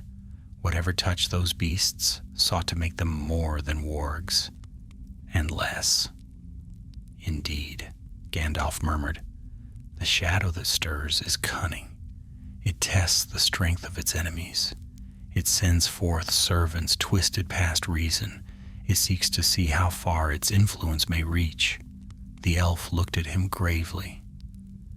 "Then the lands grow more perilous with each passing season." Gandalf nodded. "We must hasten to Rivendell. Elrond must be warned, and the free peoples must prepare for what lies ahead." They descended from the funnel, leaving the corrupted ash behind. The rising sun glinted through scattered clouds, illuminating the valley ahead. Gentle slopes led downward toward the Bruinen, whose waters shimmered faintly in the distance. The path bent toward a hidden cleft, where the river disappeared into forested hills. Gandalf felt a warmth grow in his chest. Even touched by the world's troubles, Rivendell remained a haven, Elrond's house, a beacon where wisdom gathered like starlight. As they neared the valley's edge, birdsong returned, tentative but clear, as if assured by the wizard's presence. The wind softened, carrying the scent of pine and frost melt over the path. At last the hidden valley opened before them. Sunlight spilled over its sheltered slopes, where evergreens stood tall beside quiet streams. The roofs of Rivendell glimmered through the trees, their elegant lines blending with the very bones of the valley. The elf messenger smiled faintly. "We have reached safety. For the moment," Gandalf said, his tone gentle yet thoughtful, "but safety is a gift that grows rarer in these days." They crossed into the valley. Elves emerged from the woods to meet them, offering soft words of welcome and guiding them toward the last homely house. As they walked beneath its carved archways, Gandalf felt both relief and unease. Within these halls, he would find counsel. But the tidings he bore and the signs he had seen cast a long shadow even over Rivendell's peace. Elrond awaited them upon the steps, tall and noble, his eyes keen with ancient wisdom. At the sight of Gandalf, he descended to greet him. "You return with haste, my friend," Elrond said, and your face tells of dark roads and darker omens." Gandalf bowed his head. "Much has happened in the northern mountains. Shadows long sealed have awakened, and something stirs the creatures of the wild into madness." Elrond placed a hand on the wizard's arm. "Then come inside. There is much we must discuss, and little time to ponder." Gandalf stepped into the warm glow of Rivendell's halls, yet as the doors closed behind him, he cast one last glance toward the distant peaks of the Misty Mountains. Snow crowned their heights, serene under the day's gentle sun. But Gandalf knew serenity was a fragile veil. The storm that had begun in those mountains would not end there. It was only the first stirring of a darkness soon to sweep across Middle-earth.